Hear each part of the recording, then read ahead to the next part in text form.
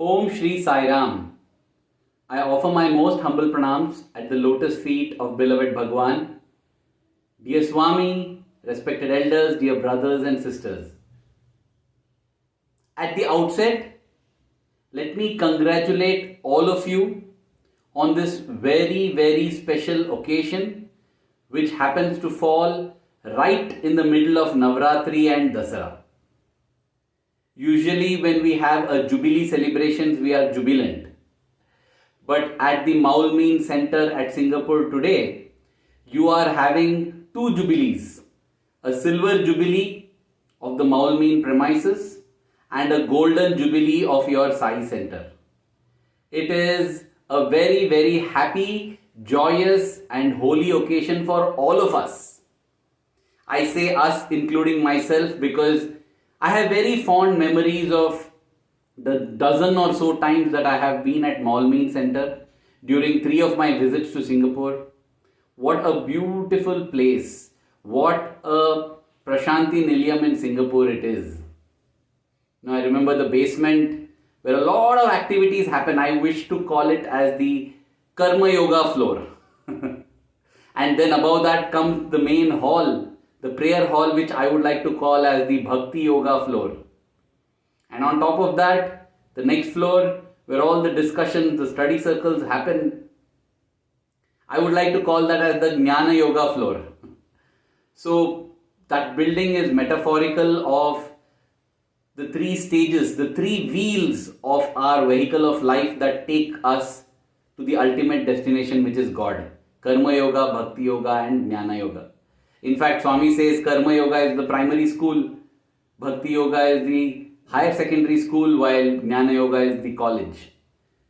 While university degree is the most important, we can't reach there without primary school and the higher secondary school. So all 3 are necessary, and that beautiful center there which is celebrating its golden jubilee and the Maulmeen premises celebrating its silver jubilee, I offer my most humble and grateful obeisance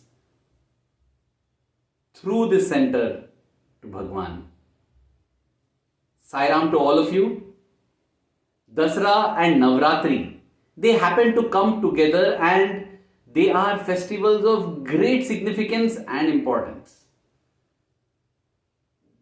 In Swami's physical presence, Prashanti Nilayam would become a beehive of activity preparing for 3 different yagnam during the Dasara and Navratri celebrations. What are the 3 yagnas that I am referring to? One is the Karma Yagna, one is the Bhakti Yagna, and one the Jnana Yagna. The Karma Yagna would be the Sri Sathya Sai Grama Seva, wherein the students, teachers and many devotees would go to all the villages in and around Puttaparthi and do Narayan Seva. The Bhakti Yagna would take place in the Purnachandra auditorium premises, the Veda Purusha Saptaha Jnana Yagna. And the Jnana Yagna actually would be in the Sai Kulwant Hall with Bhagwan delivering his magnificent and beautiful discourses. During all of these discourses, during Dasara, Swami would emphasize on the Shakti aspect, the Divine Mother, Durga, Lakshmi, Saraswati, the Ichha Shakti, Kriya Shakti and Jnana Shakti. These would be the content or the subject matter into which Swami would go into great depth. I would not wish to do that now, but something struck me just on the first day of Navratri. Navaratri, 9 nights. Why Nava? Why 9? Because in my humble opinion, it is significant of the Nava Masa, the 9 months. The 9 months that a mother nourishes, protects and blesses a child in her womb before giving it deliverance. What the mother does in a physical sense, the Divine Mother does in the divine sense. Fosters us, protects us, nourishes us, gives us knowledge before finally giving us deliverance. That is the beautiful connect between the mother and the Divine Mother that we should ponder upon during Navaratri. When Atal Bihari Vajpayee became the Prime Minister of India, he visited Swami. But he did not visit as the Prime Minister, he visited as a devotee. And he was overwhelmed by the love that Swami showered on him. He confessed that he felt it was his own mother. It was a wonderful interview that he had. At the end of it, he asked Swami, Swami, now and then can I keep coming here? Swami said, this is your mother's home. Come and go as you please. Yes, Prashanti Nilayam, the abode of supreme peace, is our mother's home. Any one of us who has even been slightly exposed to Swami's teachings will know the importance that Swami gives to the mother. Swami says, Matru Devo Bhava, mother is God. Mother is the one who points out the father to the child. The father points out the guru or the teacher, and the teacher or guru points out God. So for every soul who has to make this journey to God, the mother is the first step, the most important step, and that's why innumerable times Swami would say, revere your mother, respect your mother, love your mother, treat your mother as God. In fact, Swami would also say, there is a possibility that there is a bad child. Never is there a bad mother. The mother comes closest to God in being the epitome of selflessness. In fact, it is said that God could not be everywhere, and that's why he made mothers. Well, that's a poetic expression because God is everywhere. God is everywhere and he is there in the form of the mother. We are all very, very lucky that all of us have a mother. It is a default. We cannot come into this world to redeem ourselves if we do not have a mother.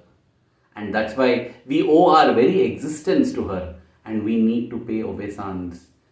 Always be grateful to the mother, always in our life. But then we are doubly blessed as well. Not only is Mother God for us, we have had and we are having the opportunity of God being the mother for us. So many times, it is said, Swami's love is that of 1,000 mothers. It has become a cliche. But if we examine it, what does it mean? What does it mean? On one hand, it definitely refers to the intensity. When I say intensity, we may start thinking of all the things that our mother did to us and may feel that Swami possibly has not done this to us physically. Agreed. But then, when I say intensity of Swami's love towards us is so great, I am meaning the fact that Swami's love transcends body and the mind. It's at the level of the soul. And whatever Swami does is absolute selfless for our good. And he does this even in his physical absence. But we get a glimpse of that through little things that he did in his physical presence. I remember during one of the Narayan Sevas, this was an incident narrated to us by one of our teachers. During the Narayan Seva, Swami was going around and serving the Narayanas who had assembled in the ground. As he was serving food, usually it would be a sweetened rice and it would be pulihara or tamarind rice. As he was serving this, he saw that there was a mother seated with her baby. The baby was crying, but the mother was overwhelmed to behold Swami. Swami immediately said, hey, we have to get milk for this baby.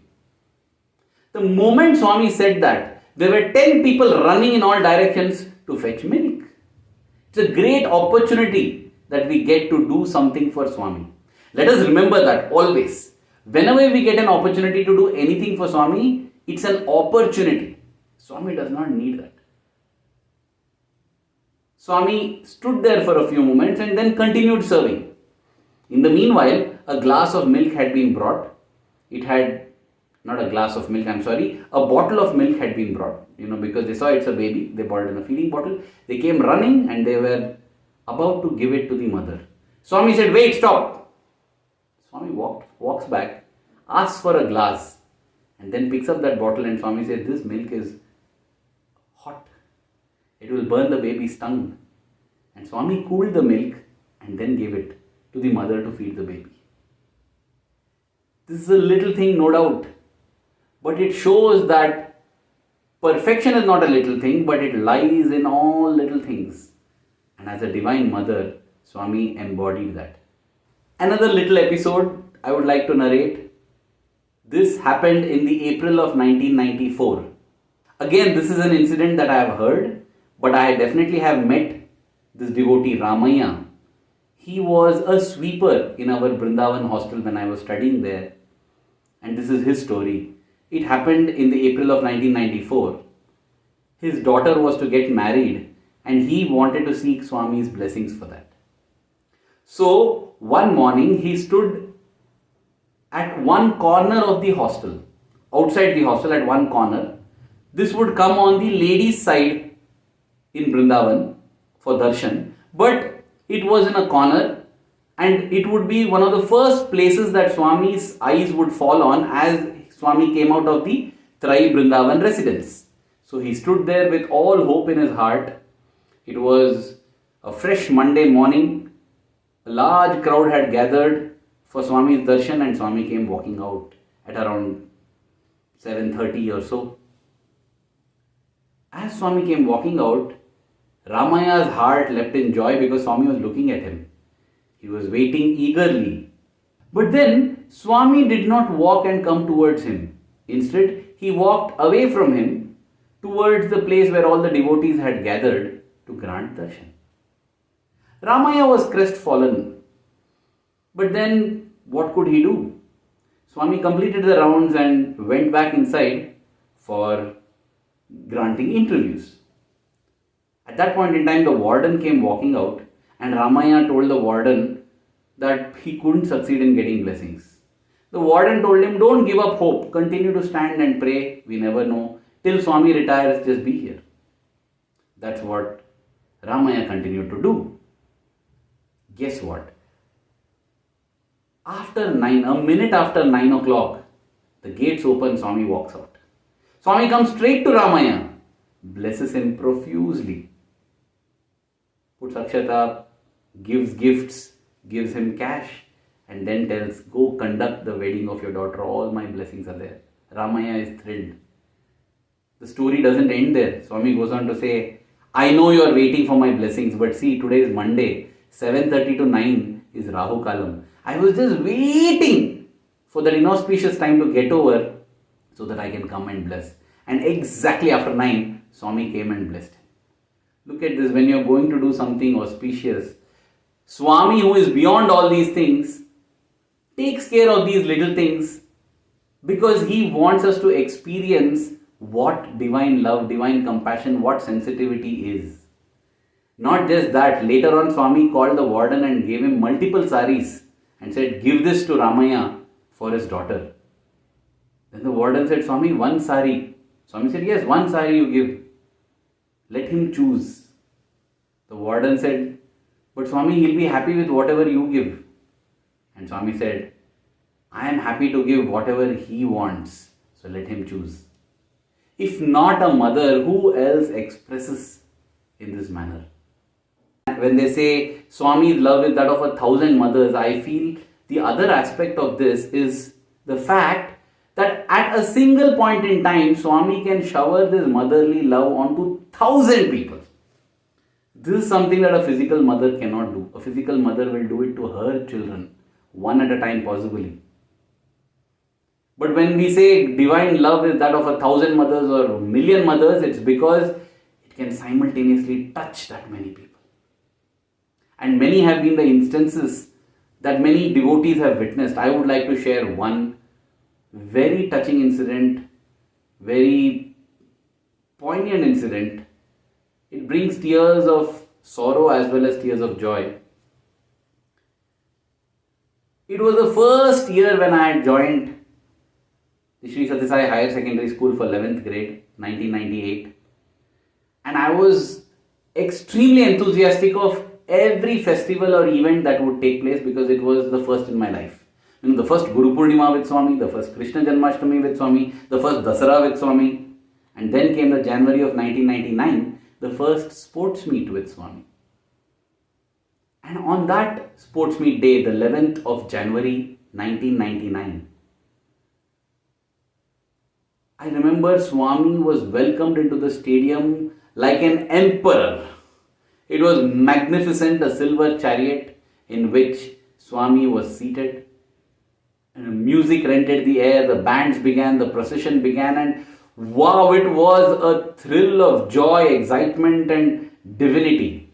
A first for me, and I was taking photographs. I had my Nikon 801S camera with a Tamron lens, I still remember. Looking through the lens at full zoom also, Swami was looking like one small small orange figure. But even as that tiny figure, possibly just like this photograph over here, even as that, I could feel the joy that was coming, and I was just waiting for Swami to come. As I was looking through the viewfinder, suddenly that loving orange figure vanished. Swami had fallen. Swami had fallen. I put my camera down quickly trying to see what happened. Then I realized it's better to see through the camera. Wondering what happened. How did Swami fall? Where did he fall? What happened? The next moment, Swami was back up. It was fine. It was absolutely fine. And Swami was again waving to the gents and ladies who had gathered, to all the devotees, to all the students. Swami came onto the dais. It was fine, it was forgotten. In fact, it was forgotten for 3 more days, because after that we got to know what had happened. But on that sports meet day, it was very, very special, because there were 5 campuses putting up programs. And Swami walked down the stage. He walked down amidst the students of each of these campuses, granting them group photos, blessing them, giving Pada Namaskar, talking to them. And when Swami goes amidst the students, it's like, oh my God, bees coming to a flower, I think that's what happens wherever Swami goes, not just the students. Just buzz around him, and Swami was also in such a giving mood. Swami is like a candle, he's like a lamp. Burns himself to give light and laughter and love to everyone. That's what he did on that 11th of January. 3 days later, on the Shankranti day, the prize distribution day, that is when we got to know what had happened on the 11th of January. Swami, in that little fall, what we thought was a little fall, had suffered grievous injuries to his back, to his spinal cord, to his shoulder, to his elbow, hand. I remember speaking to brother Nitin Acharya. He was walking beside Swami at that point in time. He said that when Swami actually fell, it was not such a big fall. It was a very, very slight fall, and nobody thought much about it. Not just us who were far away, even those closely around Swami didn't think much about it. But then, what had happened, what had transpired is something beyond. Let me take you back some more days. That year, for some reason, Swami seemed upset on the Vrindavan boys. And he was saying that Vrindavan boys should not come here only for sports practice. Should not come here for the sports meet. Everyone thought Swami is upset. What did we do wrong? And there was a lot of pleading. I was at Prashanti Nilayam. As I said, it was my first year in school. I was new to this concept of Swami being upset with the boys and not talking to them. And I never knew that it can come to a point where Swami tells, don't come for the sports meet. So everyone said, no, Swami, you want to come? They pleaded multiple trips by multiple groups from Vrindavan, and Swami finally said, yes, come. And the Vrindavan boys had indeed come. And then Swami also called the elders, the vice chancellor, the wardens, and Swami said, no, this time sports meet, don't do anything dangerous. Just do some sports and games. Possibly volleyball, football, cricket. And this was very strange, because sports meet is not a competitive meet. It's a cooperative meet and a display meet, where the students, do beautiful things and also try to do dangerous things. That is the way they want to show their love for Swami. Swami keeps saying, no, need not do, the love is important, need not do the dangerous things. But, well, what do you say of youth? We want to do something. Swami, I want to jump from the sky for you. I want to ride a horse. I want to ride a bike and make a high ride. I want to do this, Swami. I love you, Swami. I am ready to die for you. That's the spirit of the sports meet, right? Ichha, desire, kriya, action. No jnana possibly. No wisdom. But that's what it is. What we don't realize is that though we are ready to die for Swami, Swami doesn't want us to die for him. Swami wants us to live for him. It's actually much more difficult to live for Swami than to die for him. Dying is just a one-time job. Living for him is something that we have to do every day, every moment of our lives. But then, coming back to the story, Swami had said that, no, don't do any of these. But then Swami, please let us do this. We want to do this for you. Swami said, okay. And then Swami revealed it in his own discourse on the 14th of January. Swami said, what was going to happen to a few of the boys? It's terrible. Swami didn't point out who were the boys. Swami said, as I entered the stadium, I saw all the structures that had been readied. I saw the trucks that were going to come. And I knew that it's going to happen. But how can I allow that to happen to my children? I decided to take upon the injuries on myself. And how did he take it upon himself? With that small fall. Small fall, because as I said, Brother Nitin Acharya told me that none of us ever thought that Swami has had any fall. That's why when Swami was on the stage also, on Shanti Vedika in the stadium, nobody thought much about it. Nobody assisted Swami with anything. But then, as Brother Nitin Acharya told me later, in the interview room, Swami showed him and the warden. Swami pulled down his robe and, oh my God, he says that Swami's hand looked like it had been stabbed with a knife and it had been pulled down. Such a big gash, so many injuries on the head, on the back, on the spinal column. See, that is divinity, Divinity can make you fall from the top of a mountain and ensure that you emerge unscathed. And divinity out of love can sacrifice his own body by just gently falling onto the chair and then getting all these injuries. It's amazing. Only the divine can do it. And then when we look back at the 11th of January, on that day, Swami got up from the stage and went to the restroom multiple times. And Swami also revealed why he was doing it. Swami was saying the blood was oozing and coming out. If it drips down onto the floor, if it comes onto the robe, what will the people around think? So I would go into the washroom, wipe all this blood, wash it all away, and then even wash the towels there because I didn't want to leave any blood stains on the towels. Else these boys, I know they will make out something is wrong. That is the extent to which Swami went to ensure that all these children of mine have come with the objective of having a grand, glorious and happy sports meet. So be it. So be it. Though what I have said they didn't listen to, it's alright. And with that one little act, Swami cleared the karma, took over injuries of so many. In one shot, took it on himself and cleared it. And we are grateful to Swami for having revealed it because otherwise we never get to know. Dear brothers and sisters, these are some small episodes where Swami has revealed how many times Swami has gone through so many things which we don't know at all. Now and then we hear from different devotees or students, Swami did this, Swami did that, and believe me, there is no official documentation of all those.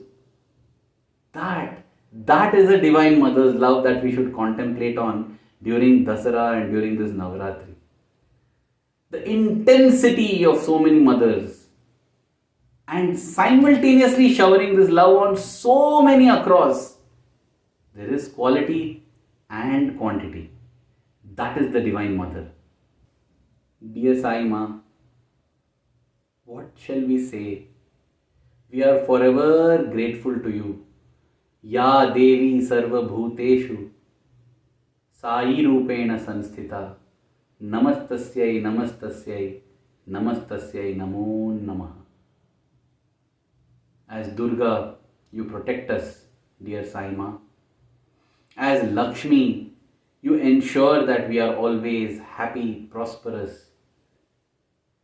And as Saraswati, you confer on us knowledge and the highest wisdom. May our love for you keep growing every passing moment. Thank you. Jai Sai Ram.